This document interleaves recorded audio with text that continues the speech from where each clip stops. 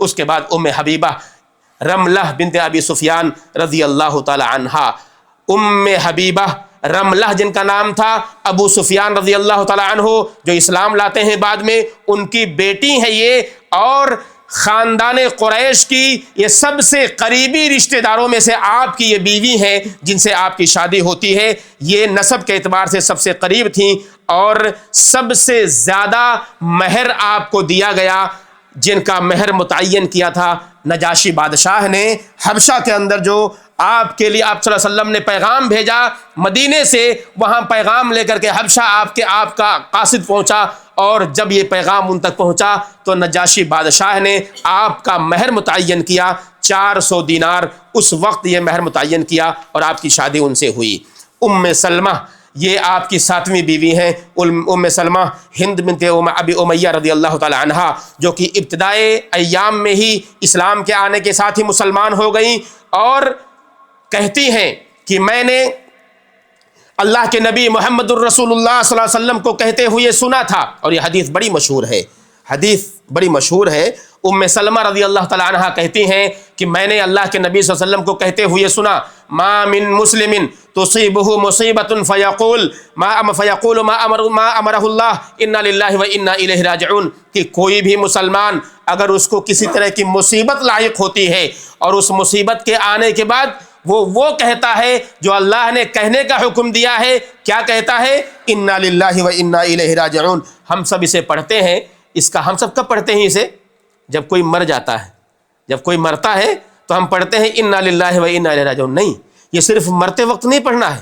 کوئی بھی مصیبت آپ کے اوپر آئے نا، آپ یہ پڑھیے انا للہ و انا الیہ۔ مرنا بھی ایک مصیبت ہے، کسی کی موت بھی ہمارے لیے مصیبت ہے، لیکن آپ کی کوئی چیز غائب ہو جائے آپ انا للہ پڑھ لیجئے، کوئی تکلیف دہ بات آپ کو سننے کو ملے آپ انا للہ پڑھ لیجئے۔ تو یہ اللہ کے نبی صلی اللہ علیہ وسلم کی حدیث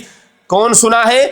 ام سلمہ جب سنی تو بیان کر رہی ہیں کہ میں نے یہ کہتے ہوئے سنا تھا کہ اگر کسی ایمان والے کو کوئی مصیبت کسی مسلمان کو پہنچتی ہے اور وہ یہ پڑھتا ہے جو اللہ نے اسے حکم دیا ہے کہ بے شک ہم اللہ کے لیے ہیں اور اللہ کی طرف ہی ہمیں پلٹ کر جانا ہے، اللہم اجرنی فی مصیبتی، اے اللہ میری اس مصیبت کو تو میرے لیے اجر کا ذریعہ بنا اور مجھے اس سے بہتر بدلہ عطا فرما، الا اخلف اللہ له خیرا منہا۔ جب یہ بندہ پڑھ لیتا ہے تو اللہ رب العالمین اس سے بہتر اسے عطا کرتا ہے۔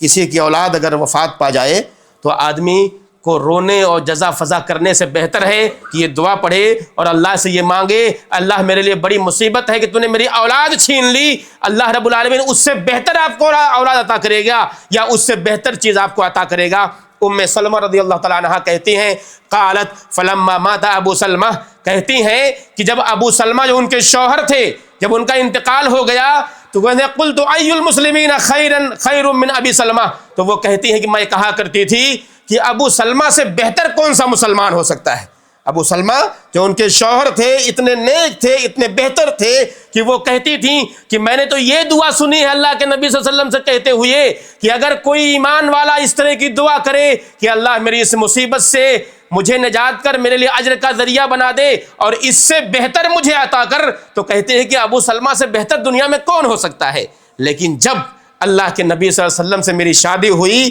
تب مجھے پتا چلا کہ ابو سلمہ سے بہتر کون ہو سکتا ہے۔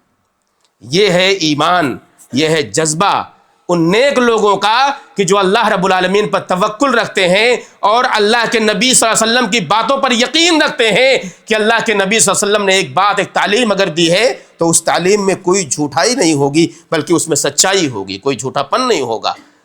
یہ چیز انہیں نصیب ہوئی جب انہیں محمد الرسول اللہ صلی اللہ علیہ وسلم کا ساتھ نصیب ہوا۔